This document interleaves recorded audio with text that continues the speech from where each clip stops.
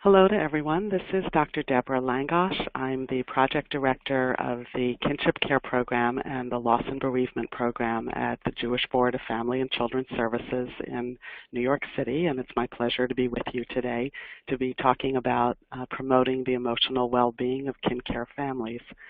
We will be I'm hoping for you to be able to develop an understanding of the emotional challenges for children living in kin care, to talk about the impact on the family and what can be helpful and what can your role be as the provider, and then to consider what are some resources and services. Okay, so let's start with children. What we know is that when they are living with caregivers, they're dealing with the impact of significant and profound separation from their parents. Often these are situations that they've had no control over, sometimes where child welfare has had to intervene. Sometimes these separations are traumatic and very unexpected and overwhelming. And as a result, they are sometimes capsized and upset and struggling. And because children don't often have the language to describe their feelings and what they're experiencing, their behavior can be disruptive or withdrawn and may not be understood as a reaction to what they've experienced. It may be labeled, or they may be diagnosed or treated or medicated without really thinking about the core of where this is coming from. As a result of these events, and especially if they're traumatic, we talk about feelings becoming dysregulated, and that means that they can become greatly intensified or greatly shut down. And it can be hard to find that middle ground for a child to know how to manage those strong reactions. And their thinking can become confused, especially if events have happened that they're not told about in an age-appropriate way. It may be hard to focus and concentrate, and there can be all sorts of sequelae as a result of the separation from the parents. And we'll talk a little more about that coming up. Okay, so as I mentioned, children don't often have language to identify their feelings or have tools to cope with those strong emotions. And later we'll talk a little about what you can do to help them develop that. Those reactions are sometimes misunderstood or mislabeled. And often providers don't make the link to their symptoms and traumatic loss. Then what we see is this chain reaction of inadequate responses across systems that perpetuates difficult issues. For example, if a child is having a lot of difficulty because they were exposed to domestic violence and removed from the home and separated from parents, and angry and feeling very scared or worried about that, they may have behavior in school that causes them to be getting in trouble or truancy. They may start using substances, may get suspended from school, and may not then get services that they need that would help to stabilize and support them. Okay. What we know, though, is that children in kin care have higher rates of attention deficit disorder, of oppositional defiant disorder, of post-traumatic stress disorder, and adjustment and attachment issues. They can be at higher risk for substance misuse and at-risk behaviors. Often there's a wish to rejoin their parent even if the situation was very abusive. And with a family history of substance use, there's greater risk for them, as is their risk for the intergenerational transmission of trauma. And these behaviors and risks can be very overwhelming for kin caregivers who may not know how to respond. So we'll be talking about options and resources for families during this webinar, but want to get to a few other points first. So stressors for caregivers, when they are asked to assume care for a child, it may be in a formal way where they are contacted by a child welfare organization saying the child's been removed from the parents, and are you willing to take care of your grandchild, grandchildren, nieces, nephews, great-grands, younger siblings. But this can often happen in a very sudden way, and they don't have the advantage of, for example, a 9-month pregnancy to get prepared for a child's coming. And so And other times parents may just be substance abusing and drop children off at their door and disappear. And caregivers are concerned about their safety and the children and want to make sure they're cared for and may not want them in the foster care system. And so they assume the role of being the primary caregiver, but may not have the resources and supports in place in order to help them navigate what it means to assume this new role. There's something called developmental dissonance, and that means that when we think about various phases of life and what the expectations are for each of those, most caregivers are not expecting to be raising children in this role again. When we think about great-grands who are in their 80s raising teenagers or infants, most of those great-grands had already assumed they were done with child caring and didn't have to change diapers or go to school meetings or prepare lunches. Other caregivers may be nearing retirement and maybe thinking that they're ready to travel or to not work so hard, and then suddenly they're dealing with these problematic situations that require them to come forward. And they do it because of their love of the children, but it takes its toll. For many of our caregivers, their other family members or friends may not understand why they're doing this, and it then causes social isolation. And many experience that there just isn't a lack of collaboration by essential supportive systems.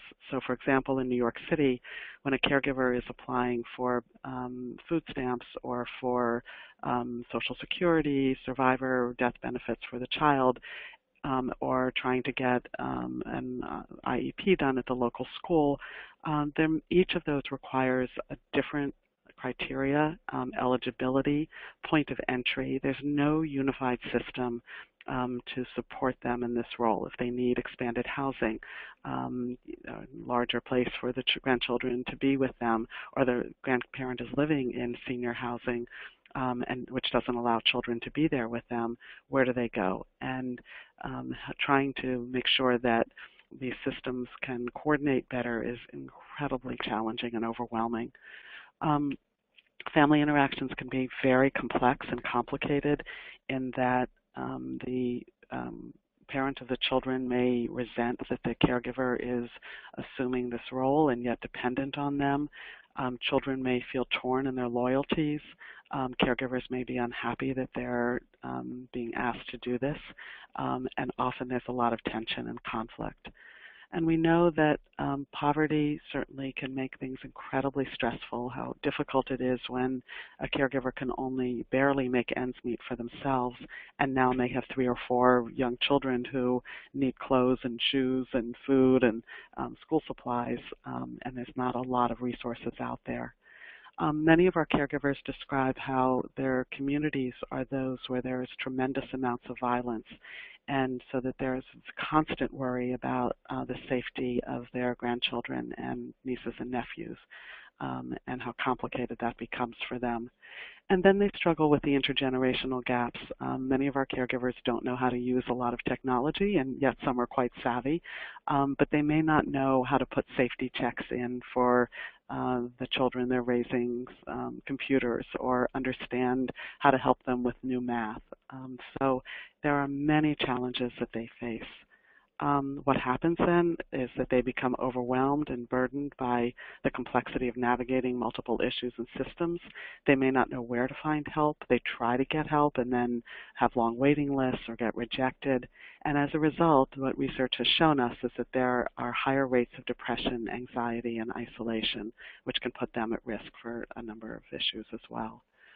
I always want to make sure to talk about birth parents because they often get either demonized or neglected, and this is really a triangulated relationships for the child, the caregiver, and the parent, because many birth parents we know really don't want to be giving up their children and wish that they could be raising them, but they may have many issues that interfere with their ability to care for their children.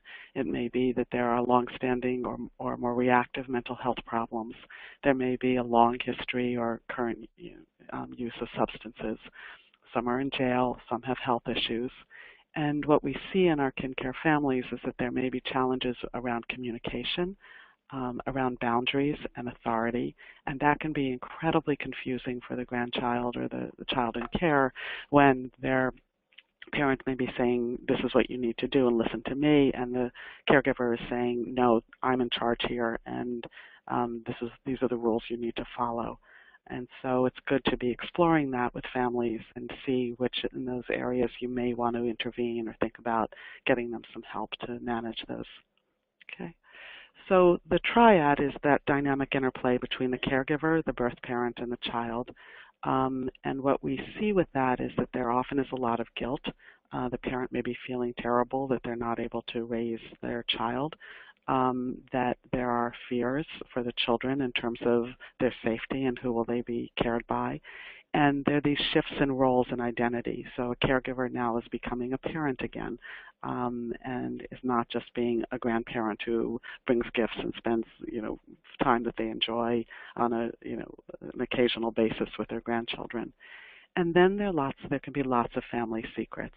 Many times caregivers are protective and feel that if children know what's going on, it may overwhelm them or upset them too much. And yet we know that many children have very sharp antennae and pick up on things, and it's important for them to have enough information that's age appropriate to help them to cope with their current situation, or to know when there may be, for example, upcoming court dates or what the plans are for them moving forward. But we are aware that all three members of this triad are coping with numerous disruptions that create major challenges in life plans and expectations.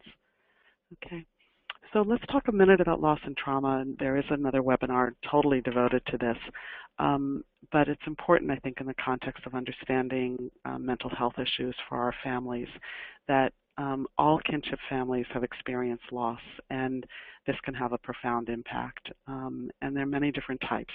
There are the separations that we've talked about. There can be the sudden, unexpected, traumatic losses, and many of our families have more than one loss in their histories, and those can get compounded and complicate their coping tremendously. For some smaller percentage, they're dealing with death of a parent, and this can be from something as horrific as a suicide or a murder. It can be due to an illness. There can be many reasons, but then we need to allow and pay attention to the need for grieving and mourning in order to heal. Ambiguous loss are those losses which are unclear. They can be things like incarceration. They can be deportation. There are many different types of those that don't necessarily have standard ritualized ways to respond, but definitely have a huge impact and can be very confusing in managing. And for the caregiver and especially the parent, there can be a loss of dreams, hopes, and ideals. The caregiver may have expected that the parent, their child, would have been able to have a productive life and raise their children.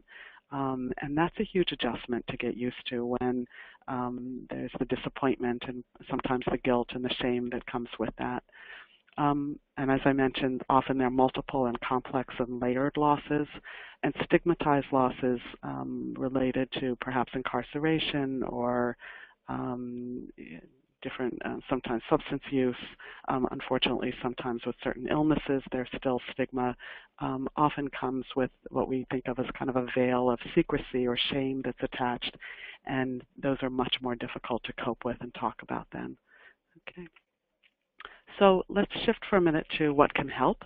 And what we want to do first is make sure that you can have a good, strong engagement and alliance with the caregivers and thinking about what are their needs, what are their struggles, what is it that you can help them with and support them with making sure that you are being attentive to cultural considerations and the family's belief systems and the issues that are important to them. Many of our families feel that if you ask for counseling help, that it means that there is something terribly, terribly wrong and that this is not something that you should do. And so it's important to be able to normalize and validate that that they're struggling and that they don't have to get through this by themselves, that there are supports, and having someone to talk to can make a huge difference. Or going to a support group for the children or for the caregiver can really give relief, where they then feel like I'm not the only one going through this, and that can normalize things. Psychoeducation is very important. It's the idea of giving caregivers information about a variety of topics that help them feel more enabled to respond to the needs of families. So is it helping them understand about the impact of trauma? Is it helping them realize what a child's school behavior or lack of focus is about? And that to help caregivers understand that these are sometimes reactive responses and make sense in the context of what the child's experienced. And then we want to think about what are the available resources and how to get help. And is a caregiver have the capacity to advocate for themselves, or do they need our assistance? So the first place we often like to start is a thoroughly culturally competent evaluation or assessment to clarify what the diagnosis may be if there are mental health issues, to learn about treatment options, and to establish a treatment plan. And there are now so many good evidence-based treatments that are short-term and effective that it may dispel some of the misconceptions that someone needs to be in therapy forever, or it's going to be, overwhelmingly difficult to continue to do this. So some things to consider. What have you found to be effective ways to engage with kin care families? And what have been the challenges and difficulties, and how have you responded to these? So just some questions to think about and perhaps talk over with colleagues and learn from each other, because I think that there are good ways to develop responses that can be most helpful in your work and also help us feel more competent. So as I mentioned, there's some very good evidence-based treatments that are short-term and affordable. Some of the ones listed here are something called CPP, which is child-parent psychotherapy, and that's used for children as young as infancy up to, I believe, 7 or 8. It's done conjointly with the parent or the caregiver, and there are many excellent trained therapists across the country who provide that. TFCBT is trauma-focused cognitive behavioral therapy, and this is done primarily with the child, but the caregiver is an active participant in parts of it, where the child is helped to first develop ways to manage the emotional dysregulation and develop coping skills, and then there's some exposure work. MI is motivational interviewing. It's used with adults who have substance issues and has also been very effective. CBT is cognitive behavioral therapy, and it connects feelings, thoughts, behaviors in some very concrete and specific ways of intervening. And then STARE-NST is skills training in affective and interpersonal relationships, narrative storytelling, which is designed for adults who've had early life trauma. What we want to be sure of is that the caregiver, the child, and the provider have a mutually agreed upon plan and shared goals, and to remember that this is a collaborative process so that we're considerate of what that means. I worked at Memorial Sloan Kettering Cancer Center for a number of years, and we were helping families where a parent was terminally ill. And what we learned was that there were 3 C's that were very effective in terms of supporting and helping families to stabilize. These are communication, consistency, and competency. So communication is about children's need for information. We want to keep it open, age-appropriate, and in small doses. So it's finding a way to also model the language of emotions and loss and trauma, and that children cope better when they're given information. Otherwise, their fears and fantasies often are much worse than what the reality is. What children need is predictability and consistency, especially when there have been traumatic events in their lives that have been disruptive or made them feel unsafe. And even something as small or simple as what their after-school activities look like or what their bedtimes are can help them feel more secure. And competency is about, our role with our caregiving families tends to be time limited.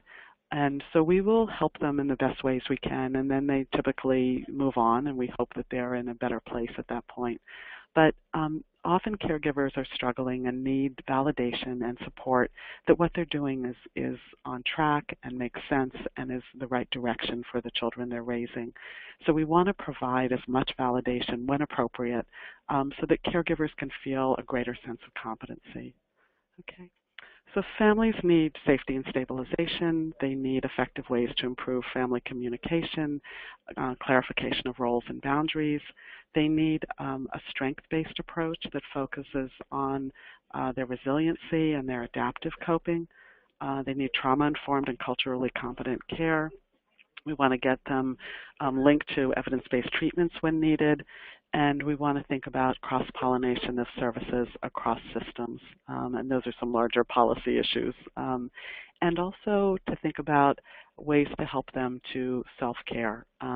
Caregivers put a lot of energy into raising their children and often neglect their own needs, and so it's important for us to remind them that they need to refuel, they need to take care of themselves so that they can be there in the best possible way to respond to their children's needs.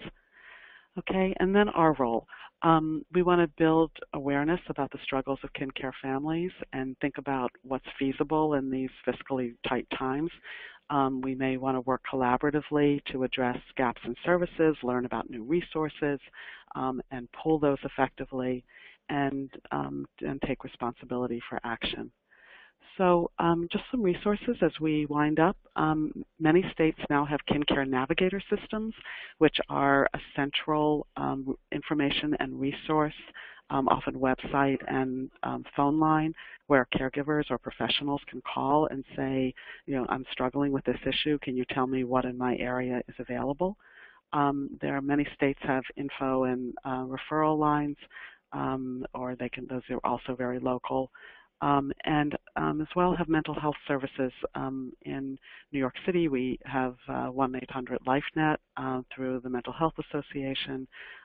We can call our local 311 and get referral information.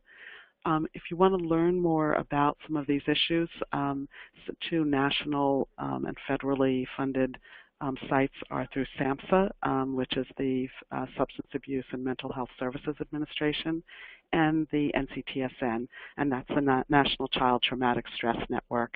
If you go to their website, they have so many helpful tip sheets and products and information that can really make a difference in expanding knowledge and resources for kin care families. So I hope this has been of help to you. I will be responding to questions through the chat service in the week that you're viewing this, and I thank you for your interest and time. Take care.